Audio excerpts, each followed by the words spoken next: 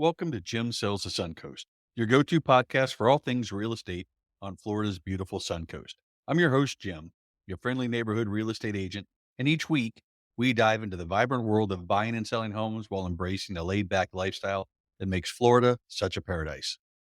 In our episodes, we'll explore the latest developments shaping our communities and spotlight the incredible companies and industries that play a vital role in real estate, from movers to mortgage brokers, title agents to insurance pros. Whether you're a first-time buyer, a seasoned seller, or simply dreaming of that perfect beachside bungalow, we've got insights, tips, and plenty of local flavor to guide you. So grab your sunscreen and get ready to soak up knowledge, laughs, and a little sunshine as we navigate the Suncoast together. Let's make your real estate dreams a reality, one episode at a time. Welcome to Jim Sells the Suncoast. Today I have the honor and pleasure of having Crystal Golm, who is a lawyer, real estate lawyer in the area. So welcome. Sure. Hi, Jim. Thank you for having me today. I'm a real estate and business attorney. My office is based in Bradenton, but I work all over the state of Florida. Focus on the Southwest coast, Sarasota, Manatee County, Pinellas. The focus of my practice is real estate, and we do all types of real estate transactions, commercial and residential. We do loan documents. We do things pertaining to condominium and homeowners associations, etc. And then I also handle quite a bit of business law as well. I've been a real estate attorney for 20 years right here in Bradenton and have had my own firm for 17 of those years.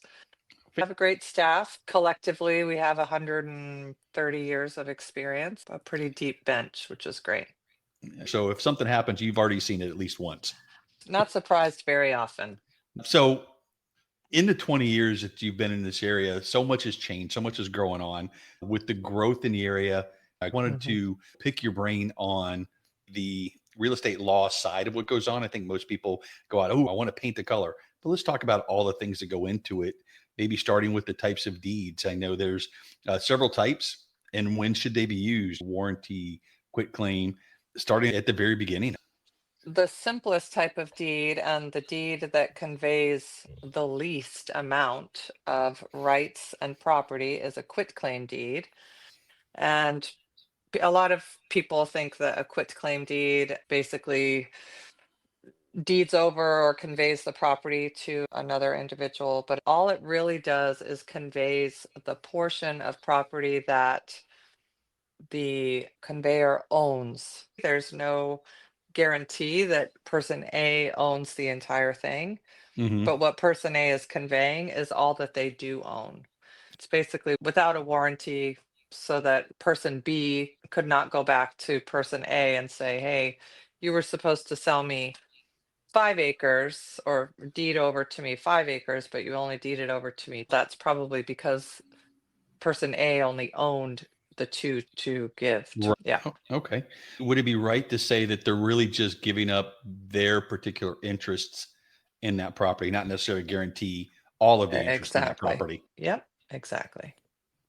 Deeds, which are the most common in traditional real estate transactions. And in those deeds, even without title insurance, the seller or the grantor, as the case may be, person A, we'll call him, is guaranteeing the complete transfer of the property to person B, such that person B could come back to person A under that warranty, basically, and sue them. And so that's, say, Okay. if it's ineffective or incomplete, that would be one remedy under a warranty deed. And then there are different types of deeds. A personal representative's deed that happens in probate, for the personal representative Hmm. or executor, so to speak, can convey the property on behalf of the estate, which makes sense because the PR sort of stands as the boss or the Right. CEO of the estate. And then we have the trustee deeds, which are the same type of thing. The trustee is acting in its capacity as the trustee, as the boss of the trust. So Okay. can convey that way. So then is a quit claim deed, when is that used? Is that for like specific scenarios? No, nothing Okay. appropriate or non-appropriate. It was a blanket statement, but definitely a warranty deed is best. People often find them online and give them a college try, Yep. thinking that they do more than they actually do. That they're implying things that aren't necessarily there. Yeah. So we use quitclaim deeds. Say it's a husband and wife who have divorced and they've Hmm. come up with an agreement where one is going to come off of the property title, basically. That's a perfect example of a quitclaim deed because they already own it. It's a simple quitclaim deed where the husband conveys his portion to the wife as agreed is perfectly fine because they're already co-owners. So Right. quitclaim deeds work well that way. Okay.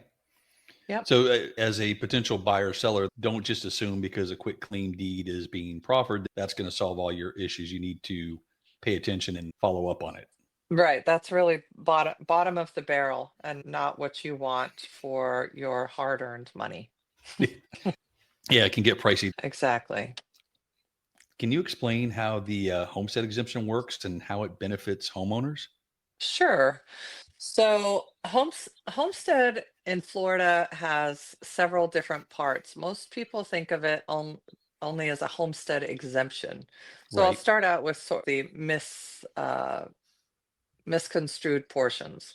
Number one, a lot of people think that it's just a homestead exemption, which is just basically a tax reduction. There are other parts guaranteed by the Florida Constitution, which I'll get into in a moment. When it comes to the homestead exemption, a lot of people mistakenly think, and I'm surprised at the number of realtors who also think this, that so long as a person resides in their home for 6 months and 1 day, that they qualify for the homestead exemption. Or if they have a Florida driver's license, or if they have Hmm. their car registered in Florida. None of those things grant eligibility for homestead exemption, none of them individually and none of them together. What the Florida Constitution says, and as most constitutions are, it's intentionally vague, says that you can, number one, only have one homestead in the world. Right.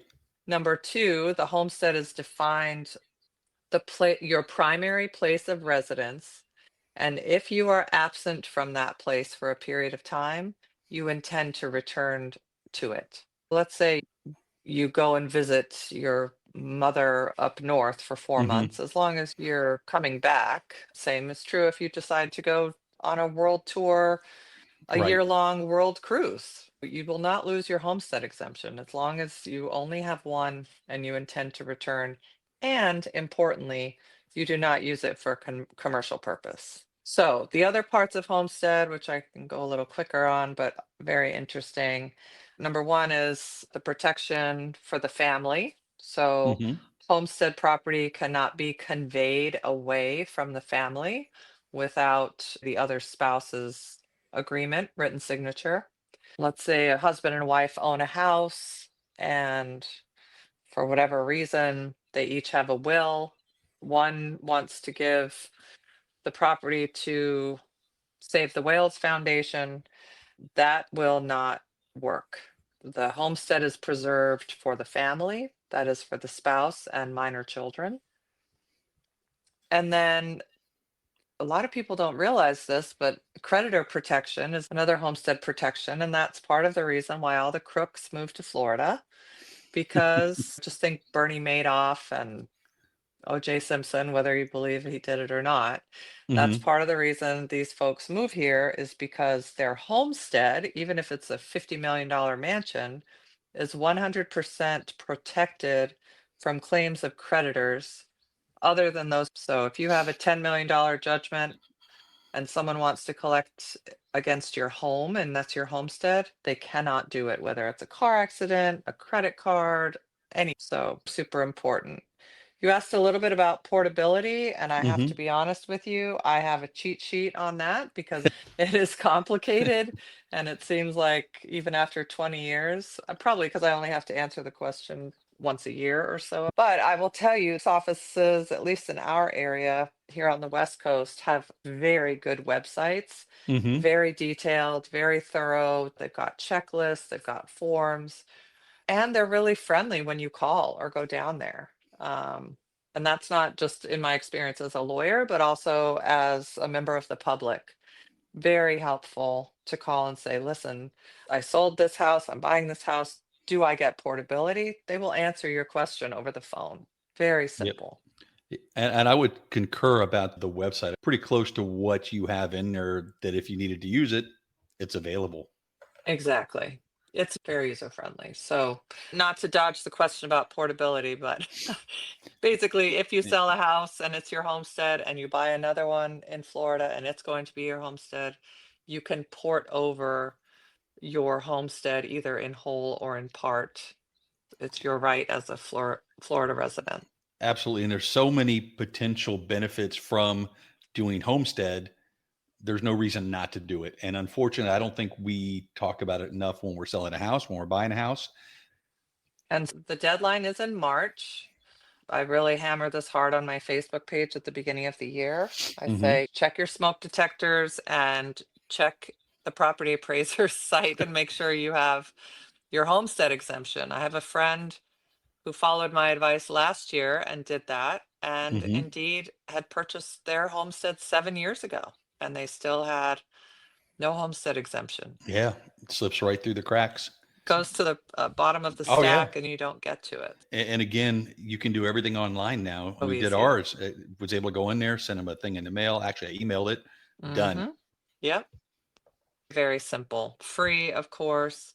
The other thing I forgot to tell you about Homestead, and this is really important, Homestead also caps your property taxes. So when you have a homestead exemption, which is a tax reduction, you're also given a 3% cap so that your property taxes cannot increase more than 3% in any given year, no matter what the market does. So that's called the Save Our Homes cap. Oh, sure. And it was running people out of the state because people couldn't afford it. They were still the same family who could afford a $100,000 house Right. 30 years ago. And it's particularly evident now when we look at the run up in this area from 2019, where homes are 80% more. You Yes, might have gone up 15% in total taxable taxes exactly. versus 80% more. Yeah, really important. I don't know how you handle talking about property taxes with buyers. I think a lot of people are surprised when they get their Hmm. first tax bill and it's significantly higher than what was prorated at closing. Right. Buyers should always take the purchase price and go into the tax collector's website and find the last tax bill, take Hmm. the millage rate and multiply that out against the purchase price. That will get you pretty close. It should be more like the purchase price times about 80%, Hmm. and then that number times the millage rate. That will get you pretty close so that you're not shocked when the tax bill comes. Particularly if you're buying from somebody who has lived there a long time. You're on the opposite side of that Save Our Home 3% cap where it's escalated and all of a sudden you're now paying on this new value. That's right. The taxes are artificially low when Right. somebody has owned a home that long. I do know the Hillsbury County site has it on there where you can put in a price and it'll tell you within a small range the approximate taxes on this new purchase price. Uh, Yes, I heard that, which is great. let's talk a little bit maybe about some co-ownership pitfalls. What are some common legal issues that arise with co-ownership, such as joint tenancy versus tenancy in common? So there are three types of ownership in Florida. One is the easiest is tenants by the entireties. That's married couples. Then there are tenants in common, which are non-married couples or people who own the property. It can be by percentages, but to the extent the deed does not have a percentage, then it is presumed that both people own the whole home. So they both own the Okay. whole pie. The pie is not split in half because the house can't be split in half. Most non-married people own homes as joint tenants in common. And then the third way is joint tenants with right of survivorship with the right of survivorship so that the last man standing, so to speak, owns the home Hmm. without claims from the other's heirs or creditors or anything like that. The issue that arises, of course, is some people don't get along as co-owners, whether they were boyfriend and girlfriend or family members or business partners or whatever. For whatever reason, they no longer get along. And so usually one wants to sell the house and the other wants to keep it. There's usually a disagreement about who's put in more money, who's put in more sweat equity, things like that. And so it becomes challenging. And so in Florida, we have a cause of action that can force co-owner to sell. That is called partition. And it basically says to the court, we own this house together. We cannot agree on a sale price or that it even should be sold. And if it is sold, what the breakdown of the money should be. So we need you to do it for us. It's expensive. It takes quite a while. All of the attorney's fees and the expert fees, like appraisal fees, realtor fees, etc., all of that comes out of the proceeds of the house. So suddenly you've got a house that's a depreciating asset all of a Right. sudden because all of these fees are going against the proceeds of the sale. Hmm. So it happens. It's always best for people to agree up front to the extent possible, but people don't think that way when they enter into these relationships. But It's going to be that's the perfect best way. forever. That's right. And look, what I tell people is, I Hmm. hope that you and your sister never fight about this house. I hope that you guys never break up. I hope whatever. But just in case, let's just draft up this contract that spells out the rights, Hmm. the responsibilities, and what happens if the worst happens and we're no longer simpatico in this house. You can spend $1 now or you can spend $4 later. It's up to you, but the money's going to be spent probably. So the best way really to protect yourself is to be proactive and talk Yes. about maybe a situation that you hope doesn't happen. Here's how we're going to solve it if it does. And it's already Exactly. great. Maybe that contract never even comes back out of the drawer once it's Right. signed. And listen, you don't even really need a lawyer to draft it up. It's a contract, it's about real property, it's a big deal, right? Hmm. But anything that you can get down on paper with respect to what you're agreeing to at the time you're agreeing to it is better than nothing. And when we're talking houses down here that maybe it's in the family for a while, you're talking some big dollars and a lot of them. And this happens too when people unwittingly or involuntarily become co-owners. This often happens in cases of probate where somebody Hmm. dies and say five kids inherit a house. That's the most basic example. If you've got five kids, the chance that they all get along perfectly, I think, is pretty slim. Idea of what to do. Who helped mom the most, who helped with the fence, just goes on and on. So, yeah, it happens. So what about, we talked a little bit about deeds, but going into that or following that with survey and titles, why is it essential to have a property survey done? And what are some of the common issues that come up? It's interesting, and Mhm. I won't make it long, but the most expensive, time-consuming issue that I've ever seen raised by lack of a survey was this. I had a client many years ago who purchased a property in Mayaca out in the country. It was a long, narrow piece of property. It had a house out by the road and then a big field out in the back. And it was cross fenced for cattle. So the front part was the house, as I said, with a yard, a landscaped Mhm. yard, and then the back part was cows and stuff. So it was advertised as 10 acres at the road, and she purchased the property. She was purchasing for cash, which means that there was no lender who requires a survey. So that's who typically requires a survey, and for good reason, because the lender wants to know that they have a lien on the entire property they think they have a lien on. Mhm. She paid like $500,000 for this property. She decides she wants to build a house on that back portion. She goes and gets a survey. And indeed, the legal description in her deed only included the front portion, that front fenced portion, Mhm. which was 5 acres, not 10. So, assuming it was a mistake, and this closing didn't go through my office, but assuming it was a mistake, she hired me, asked me to call the sellers, which I did, asked them, hey, can we fix this deed? We need to add on that other piece. It must have been left off. And they refused. And they said, no, we didn't sell you 10 acres. We sold you 5. Even though she paid a 10-acre price, it was advertised as 10 acres. And ultimately, she had to go to arbitration because of the contract. Arbitration is expensive because you have to pay the judge, the arbitrator. Right, You're right. paying the lawyer, now you're paying the judge.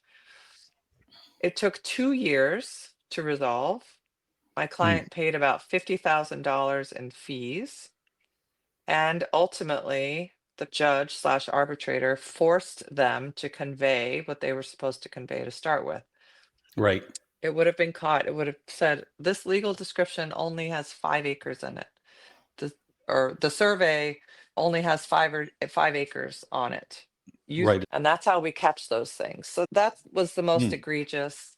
The most common are fences overlapping the boundary, sheds overlapping the boundary, or so much of this in new construction, it's so annoying.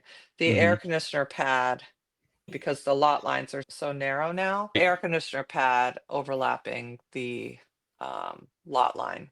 So, what we want to see and what lenders want to see, what surveyors want to see is whether that we call those encroachments when they're over the line, Mhm. whether it can be easily moved.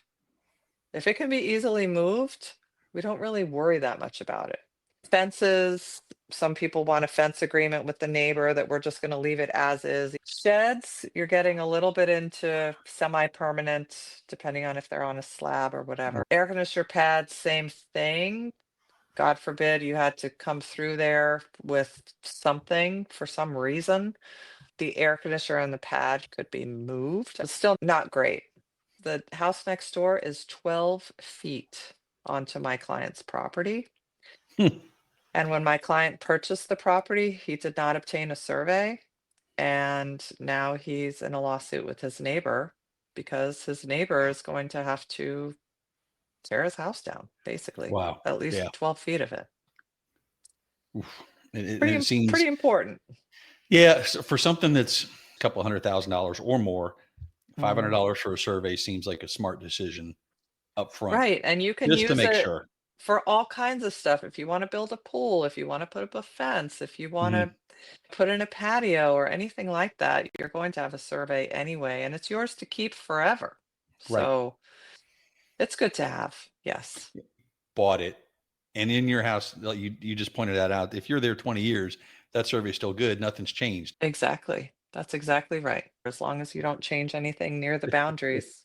Yeah. So, how does a title company differ from a real estate lawyer?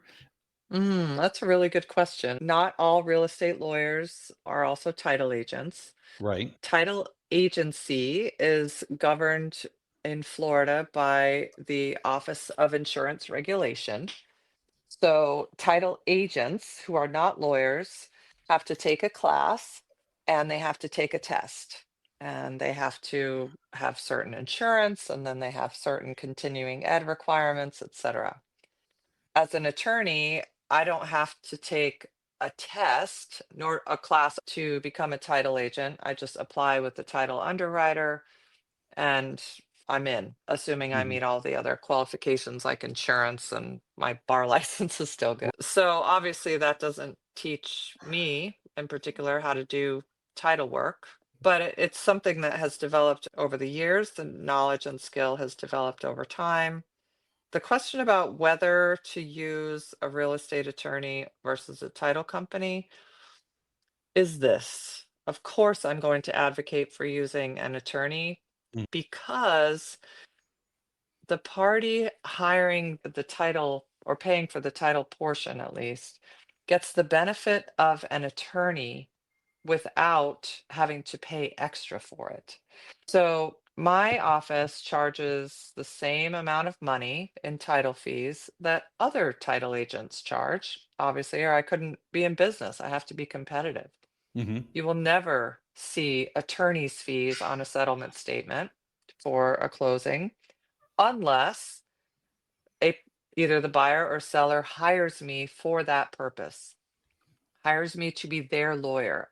Right. Otherwise, I'm just an insurance agent who happens to have a law degree, which is beneficial. And it's beneficial for their agents too, because I help real estate agents with their contract language, with Hmm. addenda, with extensions, with problems, with survey problems all the time, completely for free. Because I want these deals to close. I want to maintain a relationship with the agents, and I want the buyer and seller to get what they want, which is the purchase and sale. In a roundabout way, the client ends up benefiting from the realtor Hmm. having my ear as well. So I think it's beneficial. I have no problem with title agencies. I think they do a fine job. It's just you basically get a lawyer for free. What are some of the most misunderstood terms in a real estate contract that buyers and sellers should be aware of?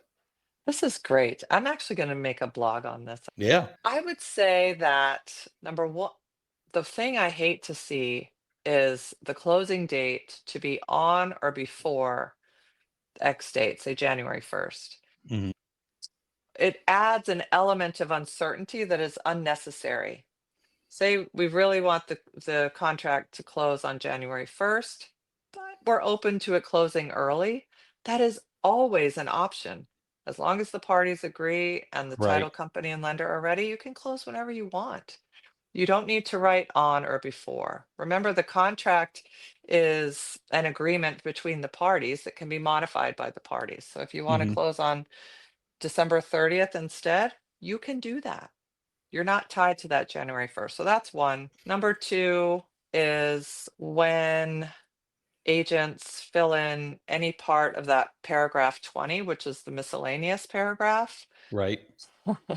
And their agents are almost invited to do that because there's 20 lines there.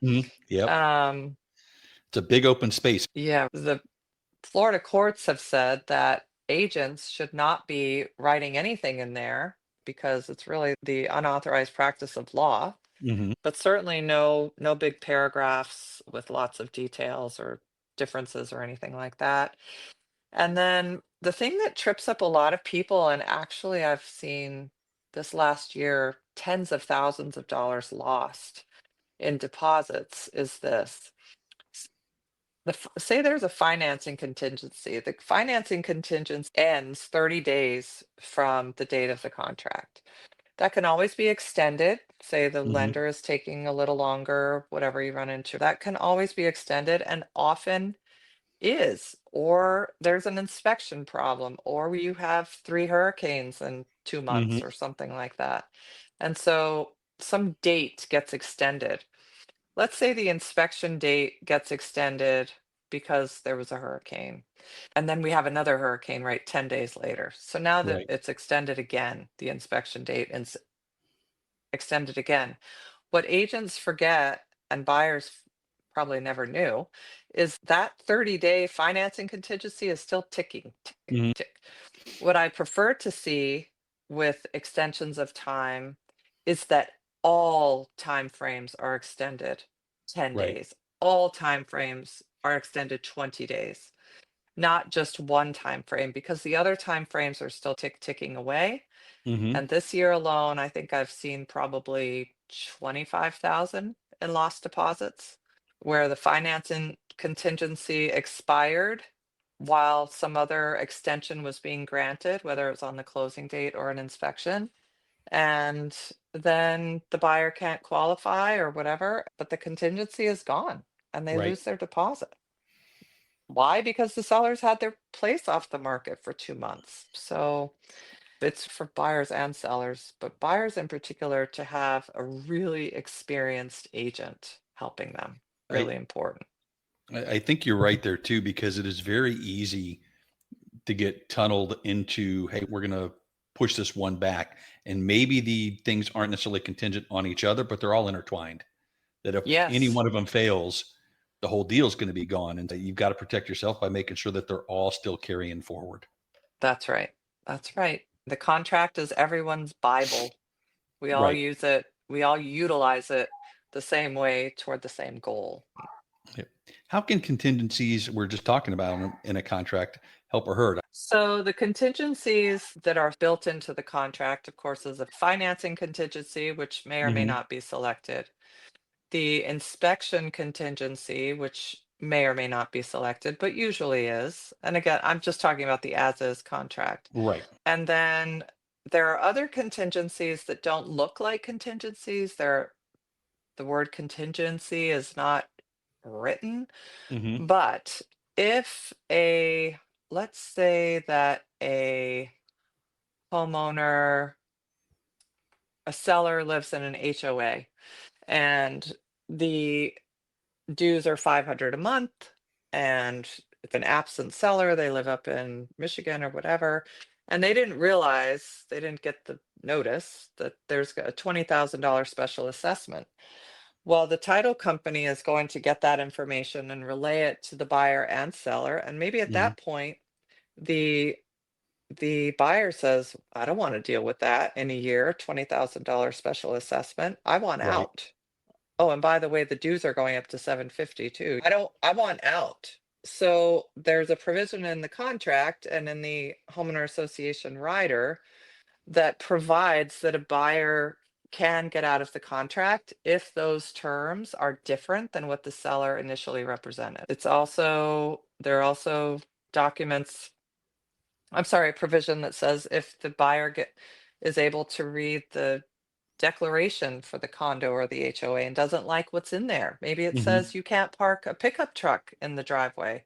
And that's what they have is an $80,000 beautiful pickup truck that Right. won't fit in the garage. That's going to be a deal killer for them. Those are contingencies that are not written in very obviously, but they are contingencies. And then, of course, the title contingency, if there's a problem with the title in the chain in the past or with liens or things like that, there's provision in the contract that allows the seller to attempt to remedy that situation. So in that way, the contract is contingent on the title being good, basically. So it's not written that way, but that's what it means. And it's there to protect both sides that if it's not going to work, great, close the deal out and let that seller get back on the market so they're not losing time with it sitting there doing nothing. Good What rights question. do buyers have if a seller fails to disclose known issues with a property? Oh boy, I've got some stories on that too. We'll start first with the law. The law in Florida is that residential sellers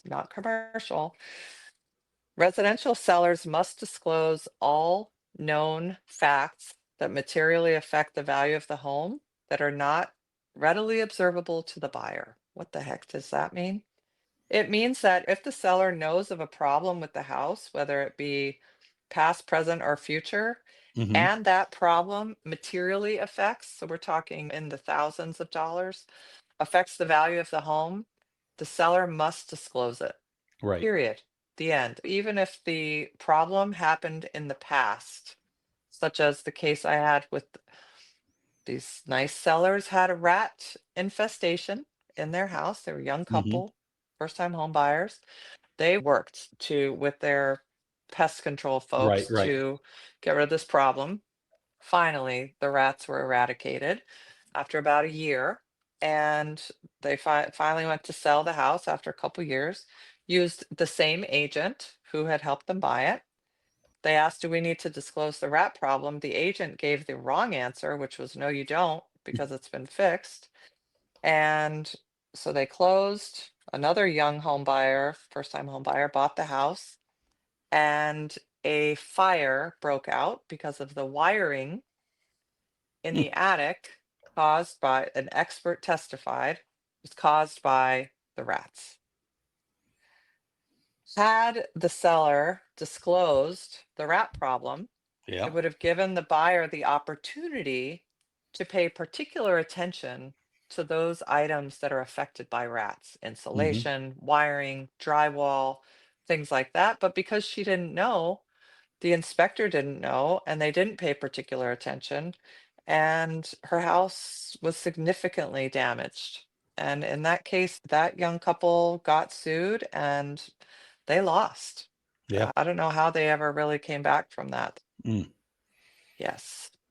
So had it been disclosed and the fire had broken out, they would have had no liability whatsoever. Right. None. They would have been completely absolved of it.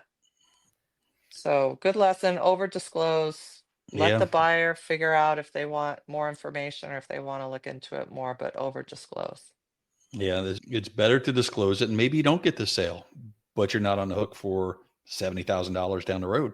So another good time to just check in with an attorney. Hopefully you have a very experienced agent. They will give you the correct advice, but it Hmm. really is a legal question. Does this problem with my house meet the definition legally of something I have to disclose? It's really a legal question. Certainly, I wouldn't charge money to give my opinion on that, just 10 or 15-minute Hmm. conversation. But another reason to use a law firm for your real estate transaction. Yeah. The difference there is that you have the knowledge and the legal ability to make that the information to them. Commercial is completely different, strangely Hmm. commercial, and I know that's not what we're really talking about, but commercial is buyer beware. Commercial is like buying a car. As long as the seller doesn't out and out lie about something, the seller can say not one word, not a Wow. word. Yep. Amazing. So, yep. Real estate's a Crystal, pretty cool thing. every time I think I've got a good grip on it, I turn around and go, ooh, look, there's another whole field. I know. Crystal, I have so many more questions, but I've taken up a lot of your time today. I would love to be able to do another one, go through, do some more questions, maybe next month or in a couple of weeks, and we'll get back together. I Yep. I'd be appreciate your happy time to. today and thoroughly enjoyed it. So thank you. Thank you, Jim, for the opportunity. And that wraps up another sunny episode of Jim Sells the Suncoast. Thank you for joining me on this journey through the ins and outs of buying and selling homes here in our beautiful slice of Florida. I hope you found valuable insights and a little bit of inspiration to help you on your real estate adventure. Remember, whether you're looking to buy, sell, or simply soak up the Suncoast lifestyle, I'm here to guide you every step of the way. Don't forget to subscribe and leave a review so that we can keep shining bright together. Until next time, keep dreaming big and let's turn those dreams into a reality, one home at a time.